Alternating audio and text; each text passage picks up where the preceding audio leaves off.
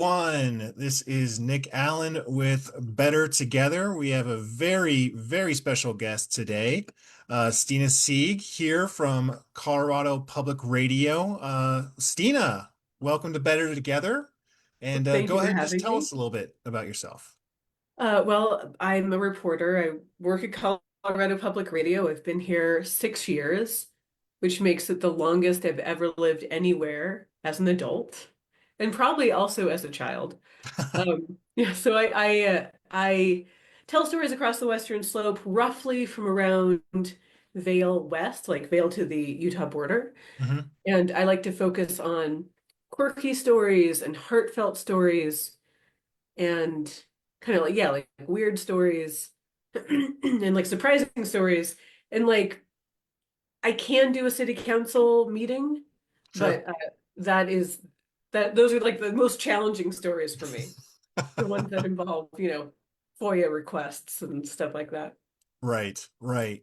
Well, we're doing a series right now. We're interviewing, local reporters and journalists kind of across the board. So, what got you interested in, these quirky stories and telling them to folks?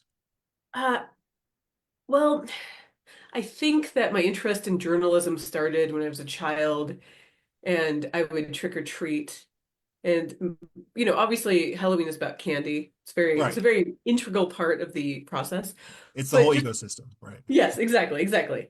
Um, when people would open their door and then you would see inside their house for that brief moment, Mm, like what they choose to like put on the wall, if their house is messy or clean, um, if they are homemade treats, if they're, I don't know, candies that only an adult would like all those things tell you so much. And I can't say that I was like this very astute 6-year-old who was like, oh, I'm going to take notes on this and I'll be a reporter one day. That is my first memory of being really interested in other people's stories. mm, I mhm. loved that interaction of a peek into their lives. Right. Um, I have been a reporter for roughly 20 years, and I I worked in newspapers until I was about 30, and then I've been working in radio for like the last 12 years. hmm And yeah, I have like a total boomer story because like, boomers are like, "Oh, I just like walked into, the office building and they had me work in the mail room and then I Right. became the CEO."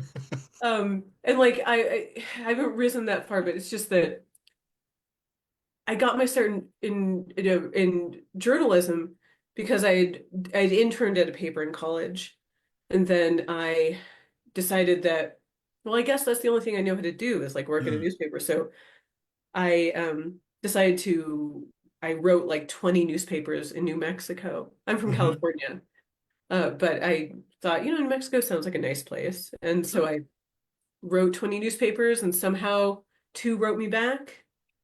I got two job offers and I moved to Silver City, New Mexico in 2006 for the resounding salary of $6 an hour Okay. as a full-time photographer. And it was one of the best jobs I've ever had. Nice. Yeah. So that's the beginning. Right. Well, going a little bit further back in the beginning though, what was your favorite Halloween costume that you wore? Oh, so, I- you know, I was born in 1983. So I will admit that I was like an Indian princess once. Okay. These are things that happened. Sure. Sure. When we are this vintage of human.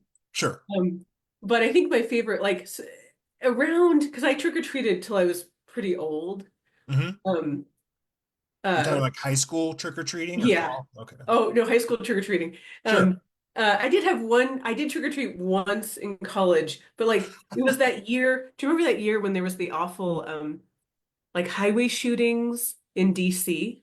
No. Mm-mm. So it was two guys. It was like a young guy and an old guy, and they'd been like doing these random shootings of people in DC. And they killed like a lot of people, and something about that, how that trickled into the culture. No one Mm. was trick-or-treating except for like giant groups. Sure. And my friend and I, who's like, I went to Humboldt State University, which is like a really hippie school. Okay. So half the people were like non-traditional students. And so one of my roommates was like a 16-year-old. And so we both looked super young. She was 16, I was 18. And we went trick-or-treating, and people were so glad to see us because there were so few trick-or-treaters. Sure. And it wasn't like that kind of story where like, oh God, you shouldn't be out here, you're too old. Right. They What were are you like, doing? ooh. Yeah, they were like giving us tons of candy. It was like it was so sweet. So yeah. And so Okay. that's the last time I trick-or-treated. Um, in high school, I just settled on crazy person as my Halloween costume. So I would just like wear like massive layers of things and just like wild. Like I had this aviator's cap with like McDonald's toys glued Okay. to it. I can So see that. yeah, so crazy person took on many different iterations over many different years. Right. Right. I mean, I And feel you like could say, yeah, oh, sorry, as go we ahead. get older, we kind of like I think I went out once in high school and I just wore my Letterman's jacket and I was like, Hmm. I'm Joe Cool. You know, you're just kind of like, I'm just gonna throw something on and get out there. Totally. I will Well, say I went the distance. yeah, okay, okay. All right. You committed to the character. Yeah, but I have to say, what was your favorite, or what was one of your favorite Halloween costumes that you can make Oh, that my you're favorite. proud of? Okay, yeah, definitely. An orc from Lord of the Rings, Oh, sweet. easily. Yeah, Did you totally. make did you make the face? And we did the handprint too. So it was actually, I Oh, should say, an Uruk-hai from Lord of the Rings to be more okay. accurate. Yep. Yep. That was sweet. That was like sixth grade. I was like right when the movies were coming out and Oh, really, yeah. yeah. And that's like the last year where you can probably be like really, you're like putting effort into things is cool. Right. And then you get older and you're like, I don't, who puts effort into things? Right. Dumb. Yeah. It's lame. It's lame. Yeah. Well, how about this for a segue? Speaking of putting efforts into things, yeah, tell us like what is it like these days to be a reporter? I mean, there's like an insane amount of news, right? All the Mhm. time. At least Yeah. that's the way it seems. You're competing against a lot of different eyeballs or things trying to generate news themselves. So, what's it like out there? I mean, it is scary. Mm, And you're learning how it is every day. And it's hard right now because there's a big trust issue. hmm Um, and so I feel like one of my jobs is always um it's always been this way, but to help people feel that they can trust me. Sure. And I think that's an issue with all media. hmm Um, and I think that's just it's always just a huge part of your job that you make people feel safe, you make them feel comfortable. And no matter what happens, even if like, you know, physical newspapers went away hmm and terrestrial radio went away, which I don't see happening, but even those things happen, Sure. our job would still be the same. Like you have the privilege of having people tell you what they love, what they're scared of, what they believe in, what matters to them, and then presenting it um, as true to how they mean it as possible. Mm, hmm Why why do you think that's important? Oh, I think it's vital. I just think that telling people stories is part of what makes us human. Mm, hmm I don't know if any other species does that. Right. Like, I'm sure that there's some sort of storytelling aspect that's instructional. Like, if you see like a squirrel fall off a tree, you're like, oh, maybe that branch is unstable. So that's hmm like, the squirrels can all like share in that knowledge. But I don't think that it's like, I can't imagine that there's another species that has that idea of defining yourself through stories. Um, and I think it's human. I think it's beautiful. I think for me, selfishly, it's a way to get outside of myself. hmm And the hmm best thing is when someone really brings you in and they tell you what they love. And ideally, it does not matter if you have any understanding of what they love. They could love something that like I don't understand any aspect of engineering, Hmm. but someone could describe it in a way that like fills you full of wonder and amazement, you know? Right. Right. Yeah, it's kind of makes me think of like, some of my professors. It could be like one of my favorite subjects, but if they just weren't that into it, Oh yeah. you're like, okay. But then something like my favorite class is like environmental economics, but just because the guy loved it and just you could see Yeah, the passion and you just learn better and like, yeah, stories connected to it. totally. Where did you go to Well, college? CSU, Fort Okay. Collins. Yeah. Heard of Yeah. it. Right. Go Rams. Yeah, it's there. Well, so what has been like what story has stuck with you the most? Like when you think of Oh, something that you've reported on, you're like, this is one I'm always gonna think about. I mean, there are many. Hmm. And I think, yeah, it's always like the most is like a tough hurdle because you're like, I don't want to get it Sure. wrong, even though you Right. don't. Yeah, I don't want to offend Yeah, anybody. yeah, yeah. Or I don't want to like even get it wrong inside myself. I think that as much as the, reporting is a way to get outside myself, some of the stories that have stuck with me the most are the ones that are like deeply personal. Hmm. Hmm. And I think about, um, so I had a friend who died in 2016, Mm, and she died. She died right before the 2016 election, mm. which is not, it means, neither here nor there, but it's just a way to place it. Sure. Um, and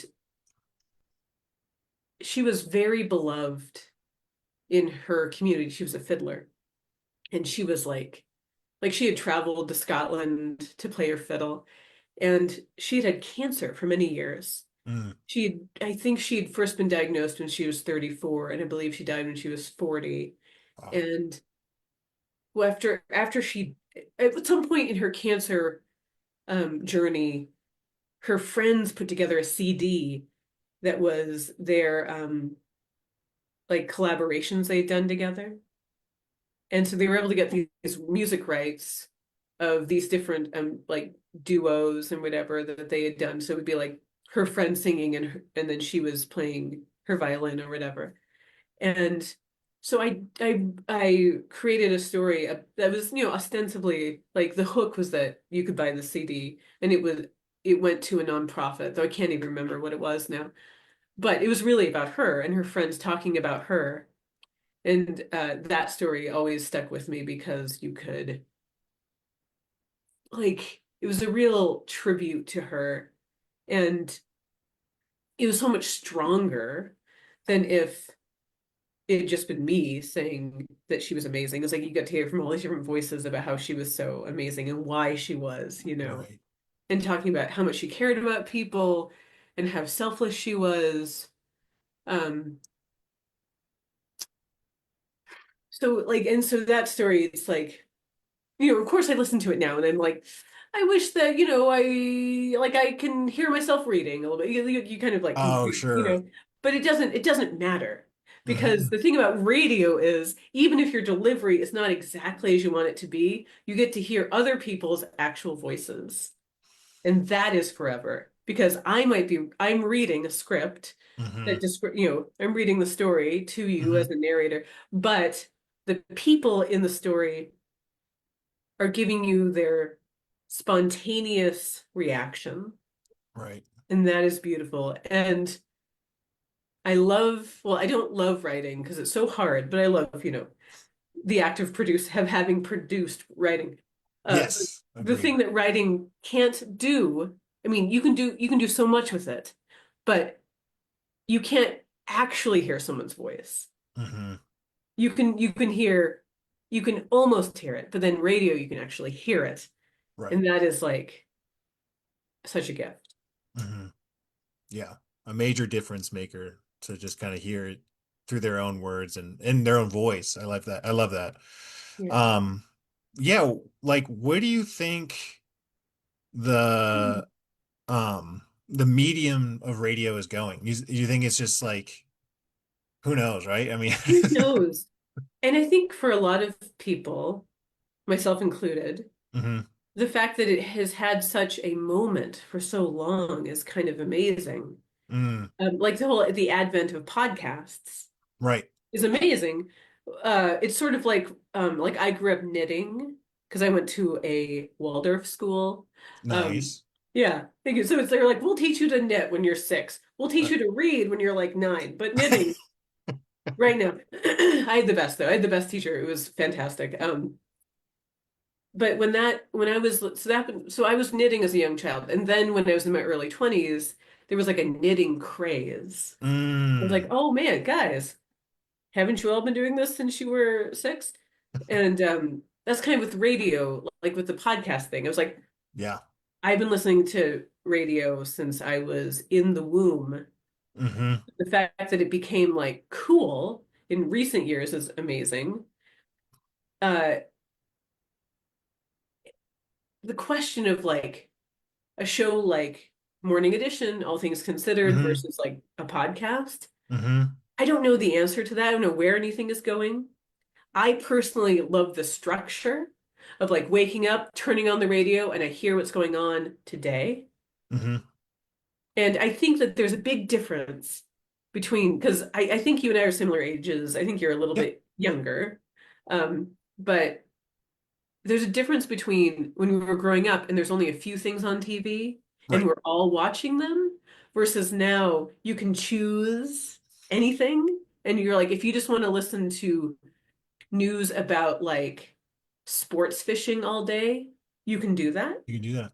Yeah. And so I think that something is lost though, because there's a beauty when you turn on the radio, you know, like generally, okay, it might be morning edition playing or it's going to be, whatever, uh, Terry Gross, but you don't know what's going to be on.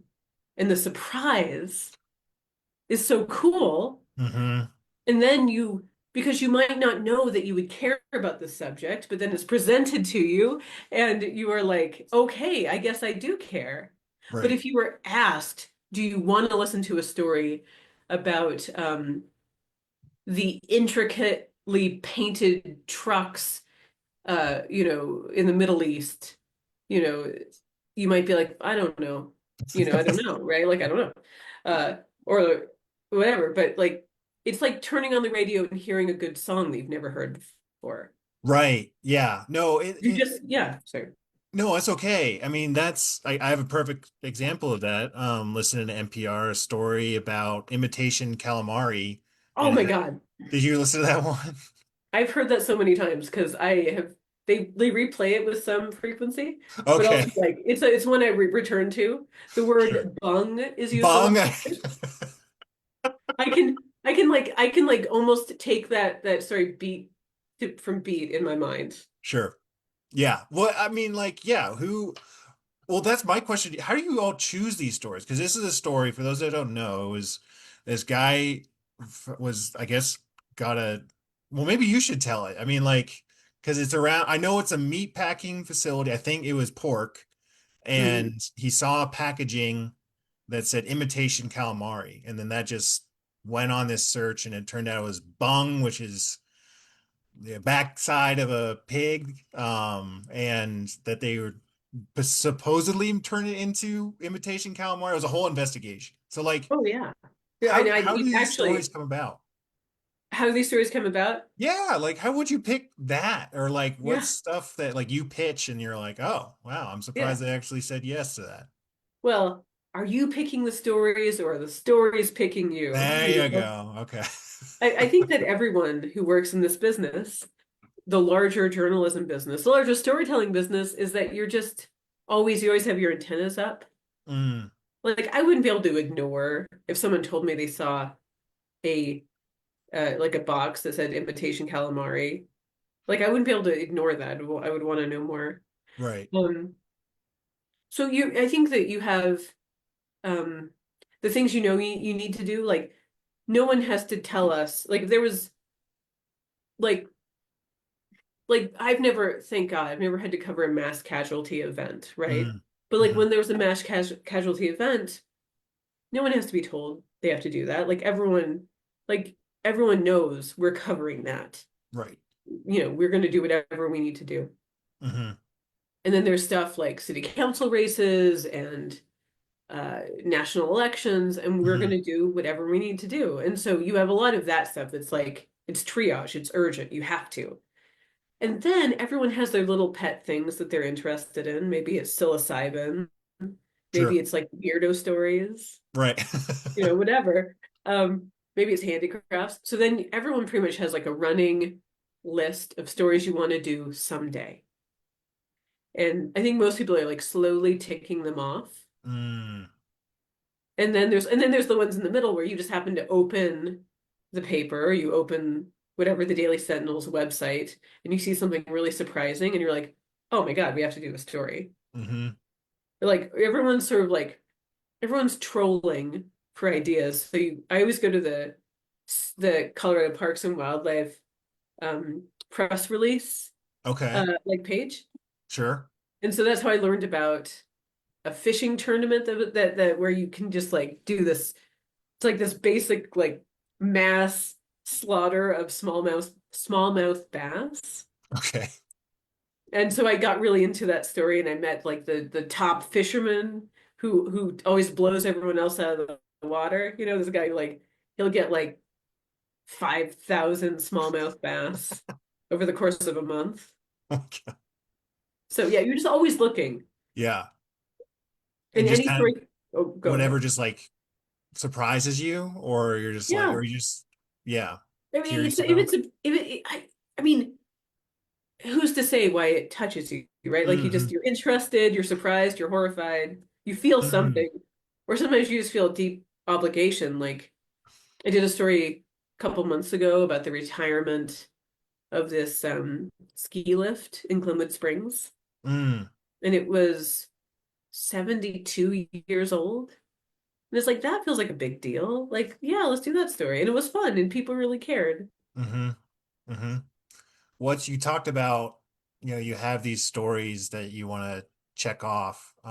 So what's one that you're hoping that you're just like, oh, that would be so cool. So,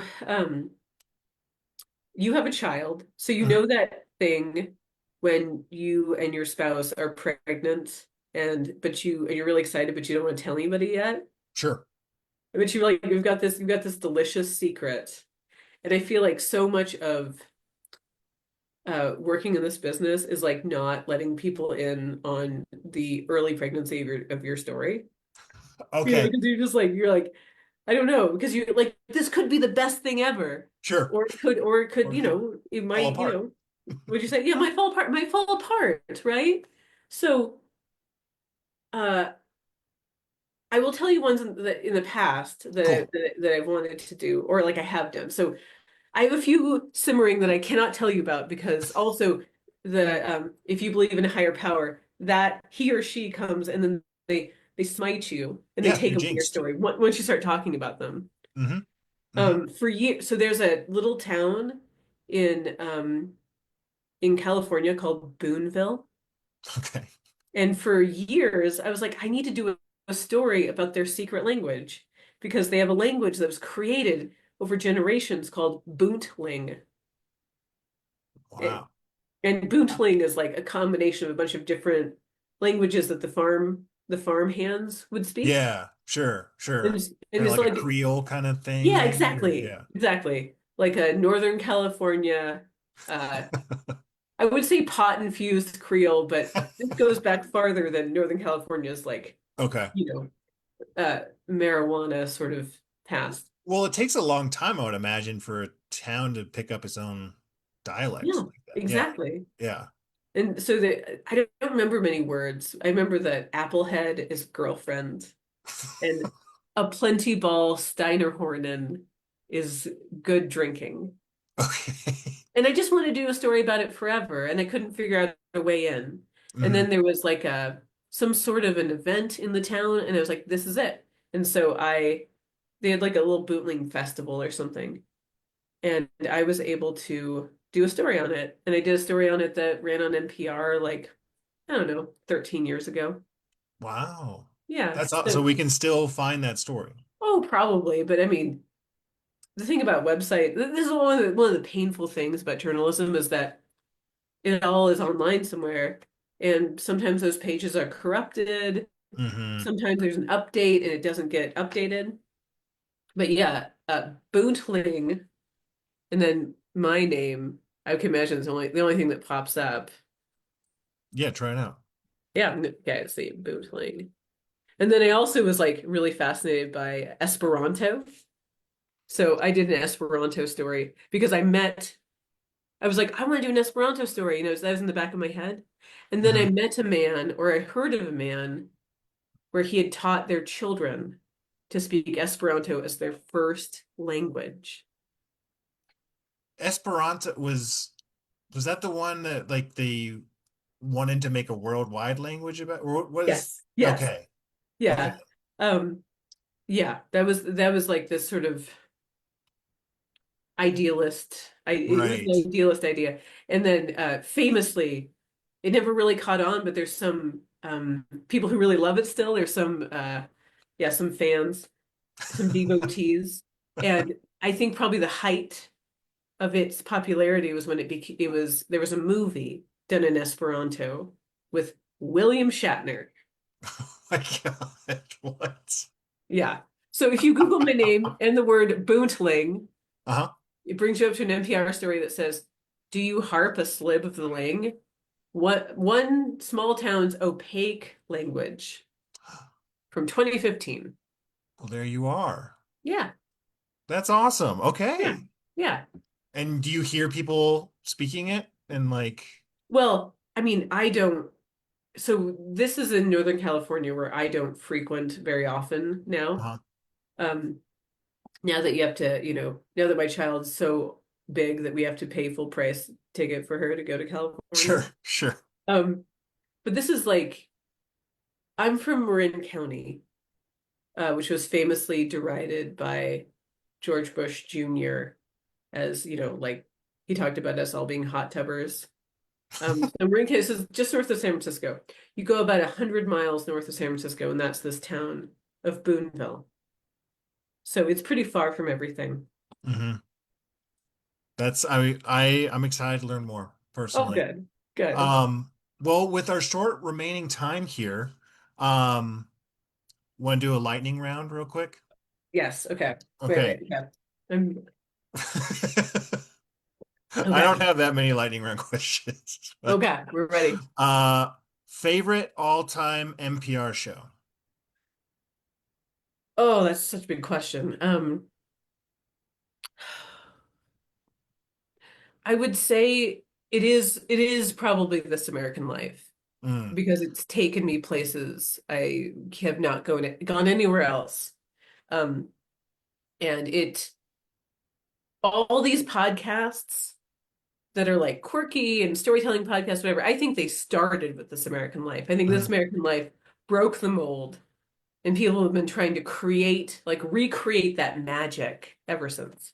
There you go. The correct answer was Car Talk. Oh, that's true. Car Talk. Uh, Specifically the episode where both the brothers have their mom on and they're all laughing with the same laugh. okay, I've That's the not heard moment. that one. I'll check that one. Okay, so all-time show, all-time episode. Excellent. Favorite current NPR show? Mm. Oh my God, I don't know if I can answer that. Um, Okay. I think that where I find the most magic now is listening to Fresh Air, and these long form interviews with Terry Gross. Hmm. I find them so calming and they're so insightful. And again, it's like I might not know the person they're interviewing, or I might not know them well. And then I just get to hear these magical things that I would never have heard anywhere else. Right, right. Uh, Marketplace is actually the correct answer, but you're close, close. I understand. Well, and you can hear it like, I feel like every time I turn on my car, it's on. Yes, I know. And Seriously. it's especially when you have kids because like you're going to work or you're picking them up from school 3 o'clock. You're Right. starting dinner 6 o'clock or 6:30. So it's like it's just Hmm. oh yeah, you just somehow hit it. But and you also hit it at the same exact story. Yeah, that's true. Or they play in Yeah. the music of like it was a sad day on Wall Street or a happy day on Brr, Wall brr, Street. Yeah. brr. Yeah. Yep. Yep. No, Okay. those are good answers. Those are good answers. All right, last one. Okay. Favorite CPR, Colorado Public Radio show. Oh, well, okay. I have two, but I Okay, think it's safe. So, definitely Colorado Matters sure. because that picks up the beautiful legacy left by the still very much doing it, Terry Gross, of long form interviews that take you to surprising places. Hmm. And it's a real mixture of people who are famous, people who are not. Um, I think that it's such a solid, well-made, caring show that gives such a wide breadth of topics. Yeah. Um, and the other one is our new podcast, which is Colorado Today. Okay. And I think it's such a good mix of like fun stories and hard stories. Um, and I think that the hosts are really enthusiastic and are asking those same like probing questions that you would like. It's like a little tiny miniature Colorado Matters or a Mm. miniature Fresh Air. Hmm. And that's name of the show again? Colorado Today. Colorado Today. And you Okay. can get it wherever you get your There podcasts. it is.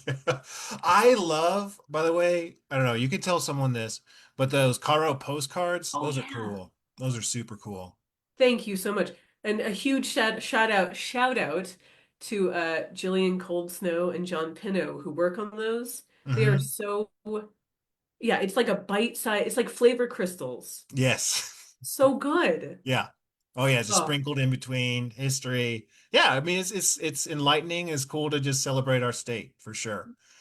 Well, Stina, I really appreciate. Thank you for, it's we're doing this on Better Together because we know how important it is to have reporters and journalists and people that are sharing stories with each other and also keeping people, accountable. I think is a big yeah. thing that we believe in and support and making sure that the people know what's going on around them.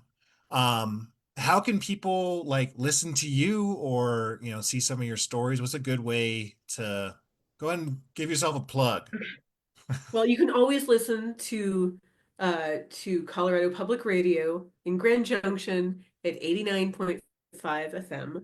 I've Hmm. not memorized all the other signal numbers. Sure. But we are all across the state, so we have that going for us. But I have a very specific name. So you can look me up on our website, cpr.org, and you can see like all the stories I've done. Like Hmm. recently, it'll be in descending order. So most recent, and so yeah, you can hear anything I've done in the last few months, really in the last 6 years. There you go. Um, And then, every once in a while, if you're just driving through wherever and you happen to be listening to a different station, which is okay. But let's say you're listening to the station that's, whatever, down in Trinidad, and you're listening to KUNC or something, and Hmm. you may hear my voice come across your airwaves because NPR will pick up my stories every once in a while.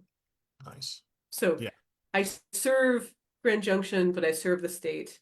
And every once in a while, I have the privilege of serving people beyond Beyond. these square, mostly square Right. borders. Beautiful. Beautiful. Well, thank you again for joining us tonight. It was great having you on, Stina. Really excited to share your story and just kind of learn more about your process and just how this whole thing works. So really appreciate it. Oh, thank you so much. This is All great. right. Have a good rest of your night. I'll let you go and wrap up here with everybody. Okay. All Okay. right. Bye. See ya. Okay, everyone, that was Stina Sieg. She's awesome. Just a really sweet person that cares a lot about people and our community at large, our state. So It was awesome to have her on. We really appreciate it. We're looking for any guests still that are interested in sharing their story of being, someone that's keeping track of local news, is a citizen journalist, reporter, or is just, or a paid professional, whatever. We want to learn more about, how important that First Amendment right is, that sharing that information out with each other, building community through connection. And that's something that Better Together is also striving for. So we hope you enjoy the show tonight. We will be doing a Sunday show this Sunday. It's gonna be our third episode for Sunday shows, and we are covering the recent um, message sent out by the Mesa County Sheriff around their violation, alleged violation of cooperating with ICE, Immigration, Customs, and Enforcement. So we're going to be diving into that story, kind of peeling it out, seeing what they said, seeing the analysis around it as well, and what that means for Mesa County and really Western Slope and Colorado at large. So join us on Sunday at 3 o'clock. Thank you again, Stina. This is Better Together. Have a good rest of your night.